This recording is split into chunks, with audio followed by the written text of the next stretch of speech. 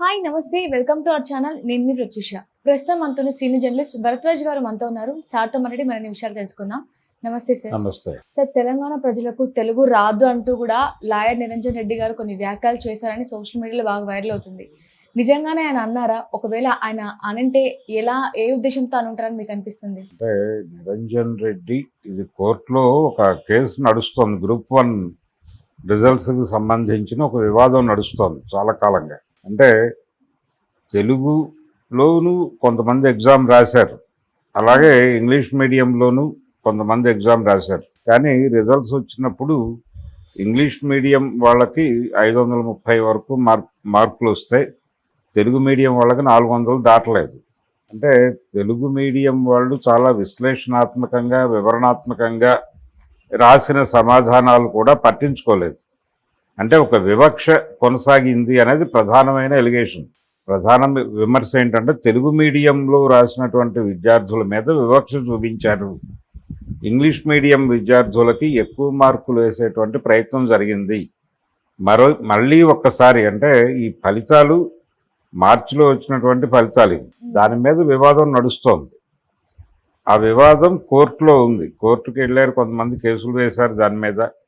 ఈ సందర్భంగా అంటే తెలుగు మీడియం వాళ్ళకి తక్కువ మార్కులు రావడానికి కారణాలు ఏమిటి అనేది ఎస్టాబ్లిష్ చేయటం కోసం జరిగినటువంటి ఆర్గ్యుమెంట్లో భాగంగా నిరంజన్ రెడ్డి వైపు నుంచి, అడ్వకేట్ నిరంజన్ రెడ్డి వైపు నుంచి ఈ పదం దొర్లింది అనేది ఇప్పుడు విషయం. అంటే ఆయన ఎందుకు మార్కులు వేయలేదు, గ్రూప్ 1లో తెలుగు మీడియంలో పరీక్షా పత్రాలు సమాధానాలు రాసినటువంటి వారికి ఎందుకు మార్కులు పడలేదు అంటే వాళ్ళు రాసిన తెలుగు సరిగ్గా లేదు అనేది ఎస్టాబ్లిష్ చేయడంలో భాగంగా తెలంగాణ విద్యార్థులకి తెలుగు రాదు అని ఒక మాట దొర్లింది అక్కడ.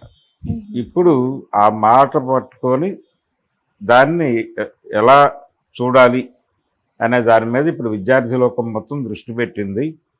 ఇప్పుడు చాలా చోట్ల యూనివర్సిటీ స్థాయిల్లో విద్యార్థులు సమావేశాలు నిర్వహిస్తున్నారు, రమ్మని పిలుపులు ఇచ్చారు విద్యార్థులకు. దీని గురించి మనం ఆలోచించాల్సిన అవసరం ఉంది. ఒకవేళ రాసినటువంటి సమాధానాల్లో తెలంగాణ యాసలో రాశారు అనేది ఏదైనా కంప్లైంటా? తెలుగు రాదు అంటే ఏ తెలుగు రాదు అని మాట్లాడుతున్నాడు లాయర్ గారు. అంటే ప్రభుత్వం వైపున వాదిస్తున్నటువంటి లాయర్ గారి వైపు నుంచి దొర్లిన మాట ఇది. మరి ఆ లాయర్ గారు అలా మాట్లాడడం ఎంతవరకు కరెక్ట్ అనిపిస్తుంది? అది దుర్మార్గమే. అంటే తెలంగాణ మాండలికానికి గౌరవం ఇచ్చి తీరాలి. అసలు తెలంగాణ ఉద్యమం జరిగిందే దాని మీద. తెలంగాణ ఉద్యమ కాలంలో తెలంగాణ మాండలికం కాపాడుకోవడం కూడా ఒక ప్రోగ్రాం. తెలంగాణ సంస్కృతిని కాపాడుకోవడం అనే కార్యక్రమంలో భాగమే తెలంగాణ మాండలికాన్ని కాపాడుకోవటం.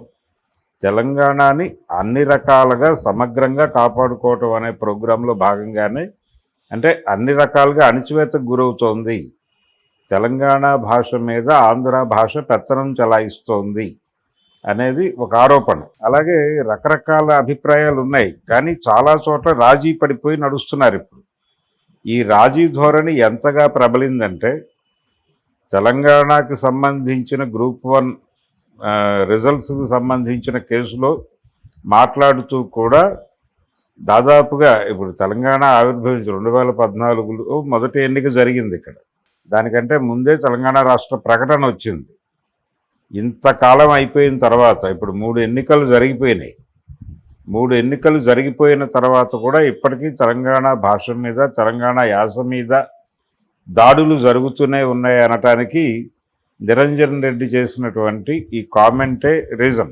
అంటే గ్రాంధిక భాష రాయలేదు అనేది ఆరోపణ అయి ఉండొచ్చు ఆయనది. గ్రాంధిక భాష రాయాలి అనేది నిబంధన ఏమీ లేదు. విషయం కన్వే చేయటానికి అంటే అక్కడ ఉన్నటువంటి ప్రశ్నకి సంబంధించిన సమాధానం కన్వే చేసే విధంగా ఏ భాషలో రాసినా, ఏ యాసలో రాసినా దాన్ని పరిగణనలో తీసుకోవాలి. అంతే తప్ప అక్కడ గొడవ ఏమిటి? తెలుగు మీడియం పట్ల వివక్ష చూపించారని. తెలుగు మీడియంలో రాసినటువంటి పేపర్లకి 400కి మించి మార్కులు పడలేదు. ఇంగ్లీష్ మీడియం వాళ్ళకి అన్ని మార్కులు వచ్చి వీళ్ళకి తక్కువ మార్కులు రావడానికి రీజన్ ఏంటో చెప్పమని అడుగుతున్నారండి. దానికి రీజన్ చెప్తూ వీళ్ళు తెలుగు భాష రాదు, అని మాట్లాడేటువంటి ఓవర్ స్టేట్మెంట్ అది. ఖచ్చితంగా దుర్మార్గమైన స్టేట్మెంట్ అది. తెలంగాణ ఆయన ఉద్దేశంలో గ్రాంధికం అయి ఉంటాయి. ఒకవేళ గ్రాంధిక భాషలో రాయాలి అంటే వాళ్ళు రాస్తున్నారా? ఇక్కడ తెలుగు అనేది తెలంగాణకు ఒక మాండలికం ఉంది, ఉత్తరాంధ్రకు ఒక మాండలికం ఉంది, రాయలసీమకు ఒక మాండలికం ఉంది. ఎవరికి వారు వారి మాండలికంలో వారు రాసుకుంటారు సమాధానాలు. దాన్ని తప్పు అని అనటానికి అధికారం లేదు ఎవరికి. ఈ మాండలికం గొప్పది, లేకపోతే ఈ మాండలికానికి రాజ్యాంగపరమైనటువంటి గుర్తింపు ఉంది అనటానికి ఏమీ లేదు, ఏ ప్రాతిపదిక లేదు. కాబట్టి ఇది ఖచ్చితంగా తెలంగాణ సంస్కృతి మీద, భాష మీద దాడి చేయటంగానే చూడాలి. దీని మీద విద్యార్థులకు నిరసన తెలియజేయాల్సిన అవసరం కూడా ఉంది.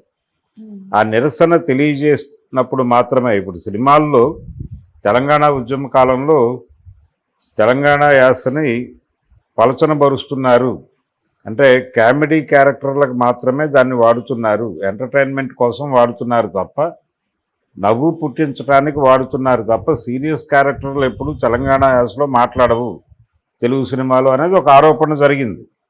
నిజం అది. తెలుగు సినిమాల్లో కథలు ఏడాదికి 200 సినిమాలు రిలీజ్ అయితే 200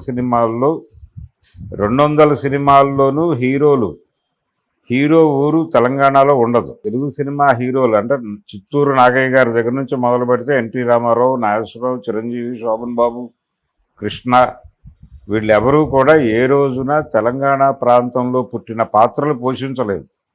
అంటే తెలుగు సినిమా హీరో ఎప్పుడూ తెలంగాణలో లొకేట్ కాల. కాబట్టి ఇది అవమానమే. అంటే ఇలా ఆంధ్ర భాష, ఆంధ్ర సినిమా, ఆంధ్ర కల్చరు తెలంగాణ మీద జులుం చేస్తోంది, అజమాయిషీ చేస్తోంది, అణగదొక్కుతోంది అనే ఆరోపణతోనే తెలంగాణ ఉద్యమం వచ్చింది. ఆ ఉద్యమ స్ఫూర్తిని గుర్తించి మాట్లాడాలి. ఇక్కడ తెలుగు భాషకి ఎందుకు మార్కులు పడలేదు అనే దాని మీద వివరణ ఇవ్వటం మానేసి వీళ్ళకి తెలుగు రాదు అని మాట్లాడటం అనేది, దానికి ఖచ్చితంగా నిరంజన్ రెడ్డి విద్యార్థి లోకానికి క్షమాపణ చెప్పాల్సిన అవసరం అయితే ఉంది. Thank you sir. Thank you.